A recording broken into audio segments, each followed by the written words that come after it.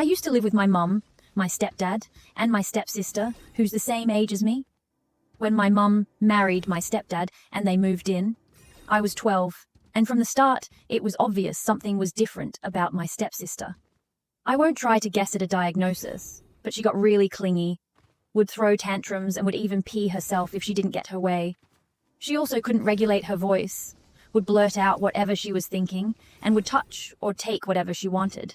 Basically, she had almost no self-control or awareness. I talked to my mom and stepdad about getting her into therapy or getting a diagnosis, and I was scolded and grounded for bullying her, because apparently that counted as bullying to them. So I never brought it up again. But she latched onto me, and it ruined my life.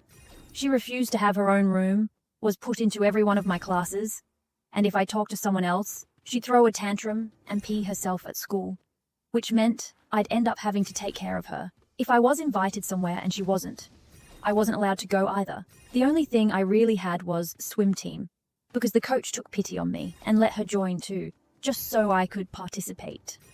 When I was a junior, I turned 18 and got access to some money left to me by my dad and grandparents. That's when I made a plan.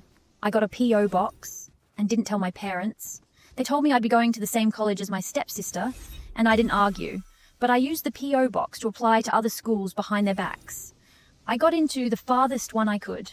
Last summer, after graduation, I left in the middle of the night. I only took a few sentimental things and left everything else behind, including my phone.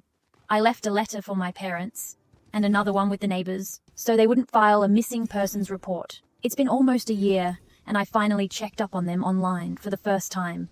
Apparently, my stepsister is now in a facility, and my parents are no longer living together.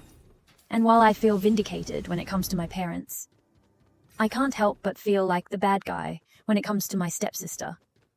I know none of it was her fault, and when I was there, she could live a more or less normal life.